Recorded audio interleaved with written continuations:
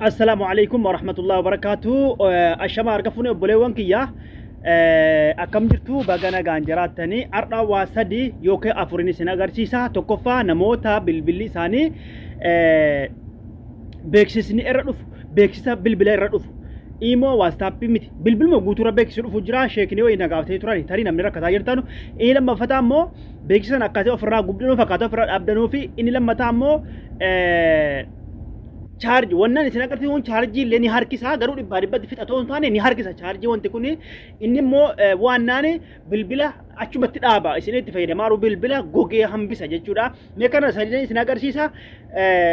akkam jirtu obboleewwan kiyyaa egaa asii karaa Facebookiti Rio page dha gara YouTubein Rio show irratti isin barsiisaa jira Facebookii kiyya kaleessa akiramee ture kan jiru Rio Shaafiin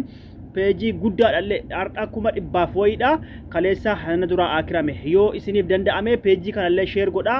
namoonni akka bira ga'ennaan follow godhanullee asiinanii waa hunda isiniif dabarsa sagaleen kiyya yoo ummata bira ga'e hin beeku jechuudha kanaafuu asiin sagalee kiyya akka ummata bira ga'unaaf godha share illee godha warri share gootanillee follow godhu yoo isinii danda'ame yookaan immoo baradhaa dhiisa ishi jalqabame beeksisa ofirraa dhaabuudhaaf karala mani sinagarsiisa isa tokkoffame sitingii seentani sitingii bilbila keessa seentani isa tokkoffaan sinagarsiisaara achi kaatanii bakka aappis jedhu kana keessa seentaniiti aappii hin beekne akkeessa aappii hin beekne amma aappii hin beekne jechuudha akkeessa argatanii miti aappii ittiin fayyadamne amma googeliin imoons waan adda kun faayidaa qaba miti aappii isin hin beekne wayoo akka jiraati irratti akkana gadi dhooftanii kunoo isa walakka kana rukuttaniiti irraa gubdani jechuudha isinii galee inni lammaffata karaa qallaaliidha kun inni bilbila keessan akka inni hallagu godhu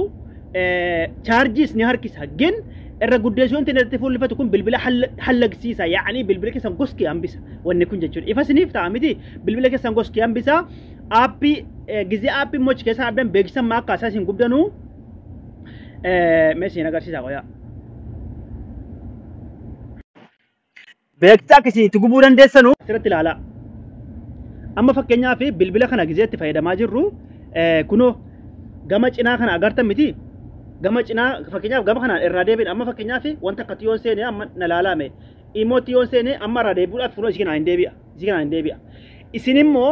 gizee beeksisni fuula bilbila keessanii irra dhufe beeksisni yeroo fuula bilbila keessanii irra dhufe eessa dhaxxanii kunoo isii sarara sadii kana argattan miti amma bakka sitingii galee bahe bakka hundumaa inni mul'isa akka keessa galtani kun argatani imo keessa galee bahee sitingii keessa galee bahee bakka sagalee waraabdu keessa galee bahee sitingii keessa YouTube dha kuno gallery dha wanna hundi argatani miti akka internet isiniif fidaa jiru inni kun musiibaan isa kana inni kun bilbila gubsiisa bilbila akka inni gubu godha akka inni charges ni harkisa wanti kun aappii yoo akkanatti banaataa rakkoo guddaadha kanaafuu maal gootani isin immoo gizee beeksisni fuula bilbila keessanii irra dhufe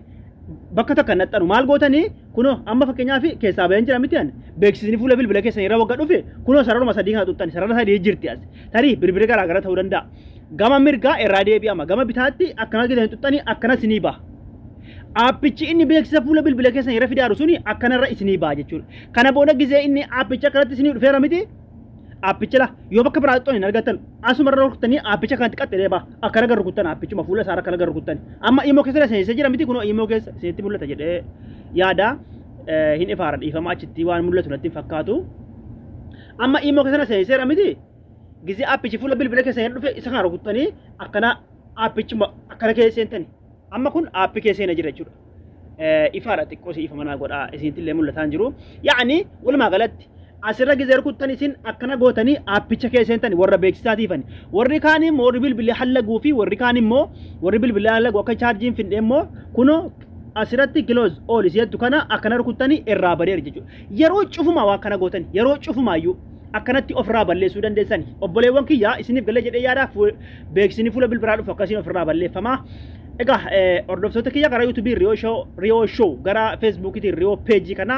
yoo isinii danda'ame Rio page kana share godhaa ummata bira haa gahu nagaan naa jiraadha galatooma salaamu alaykum